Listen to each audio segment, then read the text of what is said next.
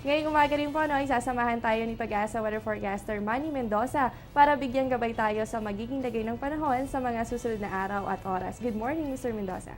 Good morning, Jessie, at sa lahat po ng mga viewers ng telebisyon ng bayan.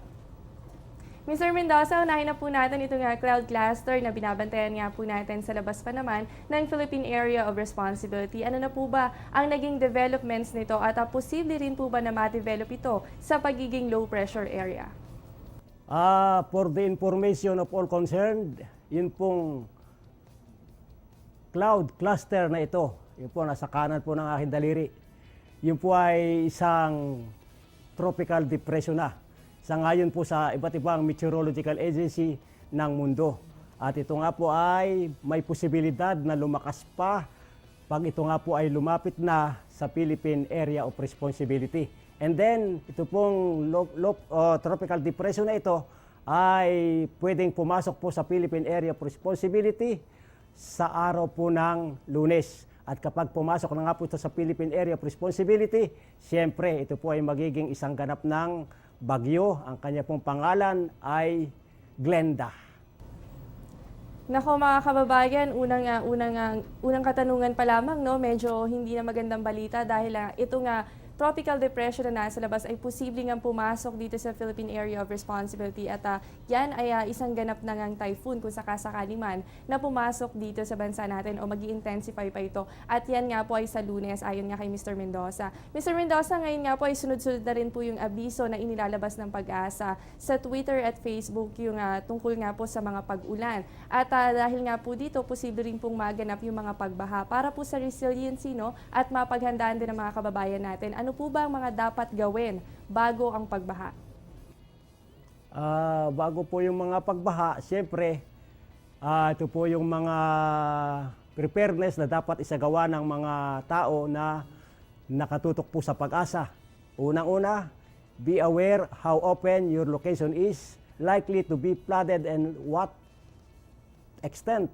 Know the flood warning system in your community and be sure your family knows. Keep informed of daily weather condition. Designate an evacuation area for the family and livestock.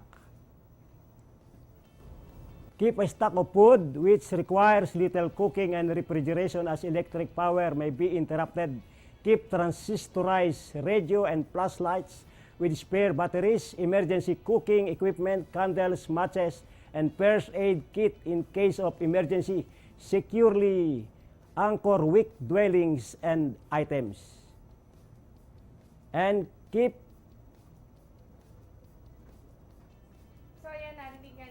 kay Mr. Mendoza at mula nga sa Pag-asa, ito mga tips, yung mga dapat natin gawin bago ang pagbaha. Kaya po importante na i-take note natin yung mga yan dahil nga ngayon ay madalas tayong nakakaranas ng mga pag-ulan na posibleng magdulot ng pagbaha. Mr. Mendoza, ito po nga hanging habagat ay patuloy rin po ang pag-iral. Ngayong buwan ng July ba, inaasahan na mas lalakas pa ito. At ano po ang dalang panahon nito sa mga apektadong lugar?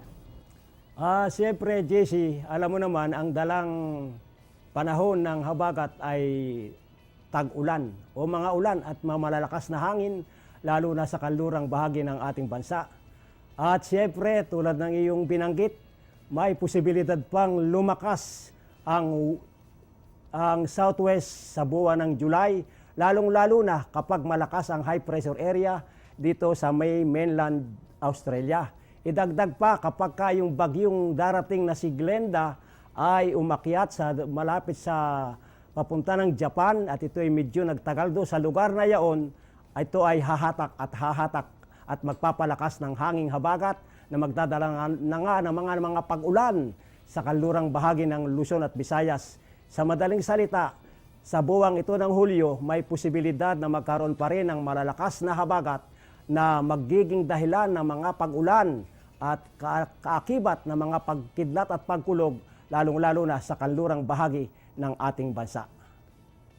Kaya po sa mga kababayan natin, lalo nyo dyan sa may western section ng bansa natin, paghandaan po natin yan dahil nga mataas din ang tsansa na mas lumakas pa itong hanging habagat ngayong buwan ng July. At posible rin po yan magdulot ng malalakas na pag-ulan, ganun din ito nga pagkidlat at pagkulog. Mr. Mendoza, nitong nakaraan nga ay nagkaroon na po tayo ng Typhoon Florita. Isa na nga po ito para ngayong buwan ng July. Ilan pa po bang bagyo ang posibleng pumasok sa bansa? At posible rin po bang maging kasing lakas ito ni Florita? At isama na rin po natin dyan, ano po bang magiging track ng mga bagyong ito? Posible na mayroon pang 2 na bagyo na pumasok sa Philippine Area of Responsibility na ito'y makakaapekto sa bansang Pilipinas. At siyempre, kapag yung bagyong papasok ay na si Glenda ay naging kasing lakas ni Florita, siyempre, ang magkakaroon pa rin tayo ng malalakas na hangin dulot ng bagyong si Glenda, assuming ito nga po ay mangyayari, and then yung pong ating habagat ay kanyang hahatakin, pag-iibayuhin at palalakasin. Kaya sa susunod pong mga panahon, magkakaroon nga po tayo ng mga 2 pang bagyo base sa climatology ng Pag-asa, at kung ito nga po ay mangyayari, maghanda na po tayo sa bayan ng Pilipino pagkat mararanasan pa rin po natin ang mga pag-ulan, kaalinsabay ng mga pagkidlat, pagkulog, lalong-lalo na po sa mga nalalapit na mga araw, assuming na meron nga pong 2 pa ring bagyo na darating at tatama sa bansang Pilipinas at e-enter sa Philippine Area of Responsibility. Ngayong buwan ng July nga ay meron pa tayong 2 bagyo na inaasahan dahil nga for the month of July, meron tayong 2 or 3 na average ng bagyo na pwedeng pumasok nga sa PAR, at isa na nga dito si Typhoon Florita. So makakaasa pa tayo sa 2 bagyo na pwedeng pumasok nga o makaapekto sa bansa natin. At ayon nga kay Mr. Mendoza, sa pagpasok nito ay hahatakin muli nito yung hanging habagat, kaya magiging mas intense o intense rainfall yung mararanasan, lalo na po sa may western section ng bansa natin. Mr. Mendoza, ngayon naman po para sa mga nagbabalak maglayag ngayong umaga, magiging ligtas po ba ang kondisyon ng karagatan? Bago ko yan sagutin, Jessie, kanina, meron po ako dapat pang ipaliwanag. Yung nga pong mga bagyo na nangyayari at nagaganap tuwing buwan po ng July, ang kanya pong track ay west-northwest to northwest, and then patungo po yung Pahilaga. Karamihan po ay pumupunta sa southern islands of Japan. And then, tungkol po naman sa sinasabi mo, Jessie, yung pong ating gale warning ay nag-final na. Sa madaling salita, makakaroon po ng banayad hanggang sa katamtaman yung pong ating mga karagatan. Maging dito po sa bandang kanlurang bahagi ng Luzon, medyo po maalon ng kaunti sa bandang lugar pong ito. Dito po sa Western Visayas, Eastern Visayas, and then dito po sa Eastern Mindanao, sa western part po ng Mindanao, maganda po at banayad at hanggang sa katamtaman lamang po yung mga pag-alon. Kaya pinapayuhan ko po ang lahat po ng mga magdaragat, ang lahat po ng mga mangingisda, pwede po kayong pumalaot sa karagatan ng Pilipinas, lalong-lalo na nga po sa mga silangang bahagi ng ating bansa upang upang mangisda at maglakbay sa karagatan. Medyo maganda po yung kalagayan ng ating karagatan. Very slight to moderate lang po yung karagatang mararanasan natin once na kayo pong lahat ay pumunta roon sa karagatan ng bansang Pilipinas.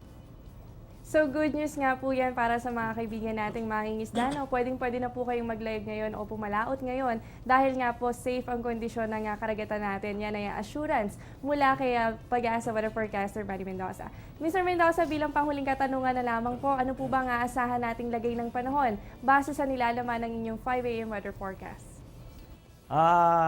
Magandang umaga pong muli. Tulad po ng ating nakikita sa satellite image res na ito, yun, meron pong kaulapan na papasok po sa Mindanao. Ito po tinatawag nating Intertropical Convergence Zone. At dahil nga po sa Intertropical Convergence Zone, ang mga rehiyon ng Caraga, Davao ay magkakaroon ng maulap na papawiri na may mahina hanggang sa katamtamang pag-ulan at pagkidlat, pagkulog. At siyempre po ito pong Metro Manila, nalalabing bahagi po ng bansang Pilipinas, ay makakaroon lamang ng bahagyang maulap hanggang sa maulap na papawiri na may pulo-pulong pag-ulan o pagkidlat, pagkulog. Siyempre pa po, range of temperature here in Metro Manila is from 25 degrees Celsius to 32 degrees Celsius para po sa araw na ito. So narinig nga natin mula kay Mr. Mendoza, no, meron pa rin mga tsansa ng mga isolated rain showers or thunderstorms ngayong araw. Kaya po sa mga lalabas ng bahay, wag po natin kakalimutan ang pagdadala ng payong. Maraming salamat po, Mr. Mendoza. At nakasama nga natin si Pag-asa Weather Forecaster Manny Mendoza.